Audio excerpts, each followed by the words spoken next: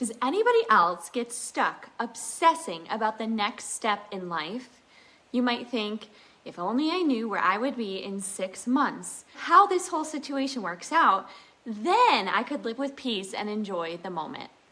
Today, we're going to look at what God's Word has to say about worries for future decisions. I pray that you will come away able to feel peace and joy even in the waiting.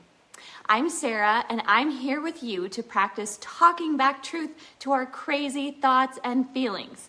So don't forget to hit subscribe now if you don't want your brain to ruin your life. So back to our worries about the future.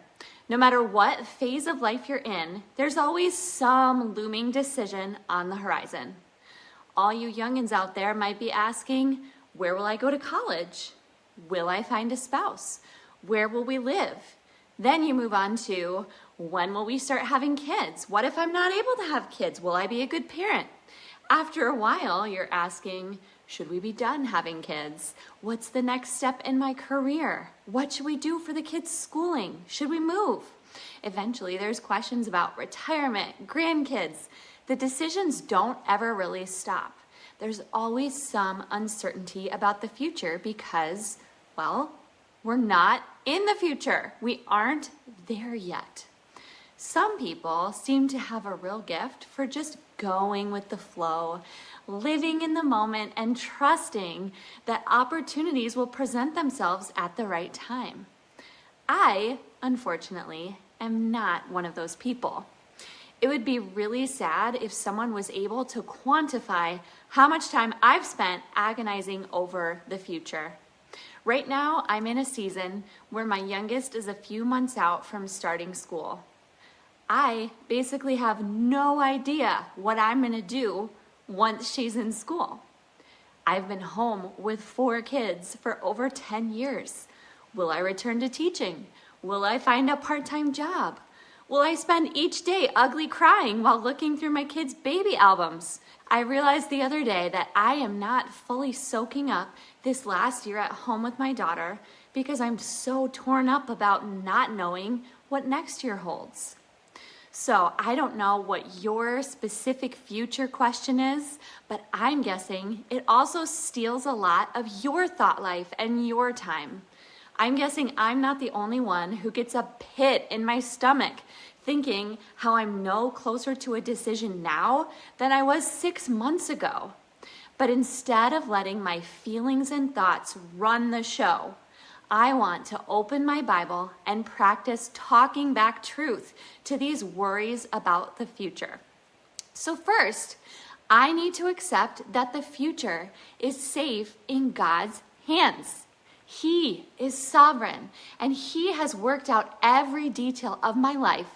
When I look at the attitudes behind my anxiety, I want to be God and know everything. I do not hold the future in my hands. I love Psalm 131. My heart is not proud. Lord, my eyes are not haughty. I do not concern myself with great matters or things too wonderful for me, but I have calmed and quieted my soul. I am like a weaned child with its mother. Like a weaned child, I am content. Trying to figure out the whole future is too great of a matter, too wonderful for me. Only God can do that. He initiates and provides for every detail of His plan. He orchestrates our circumstances. How silly to think that He might need my help figuring it all out. He sees the whole picture and knows what is best for me. I love Jesus' quote in Luke 12:25 when He says, "Who of you by worrying can add a single hour to your life?" Isn't that true? Worrying actually steals hours from your life. I am currently surrounded by answers to prayer that I agonized over in the past. For example, I was diagnosed with cancer just 9 months ago. There were moments when things looked really bleak. I was stage 3B, and I wondered, would I be alive a few months from now? But by God's grace, I am here. I am ready to celebrate Christmas with my family, and my cancer is in remission. And instead of just savoring that incredible answer to prayer, Why have I moved on to the next worry, the next thing about the future that I'm worried about? Some of you may have pretty big answers to prayer around you as well. Hopefully you can clearly see how God has worked in your circumstances. So let's focus on those things that we have to be thankful for. I also have a really practical exercise. If you are just stuck in paralysis about the future, I want you to take a vacation from thinking about that decision. So imagine that decision has been made. Somehow the decision is made. It's perfect. You're so excited. What would you do today knowing that that's all taken care of?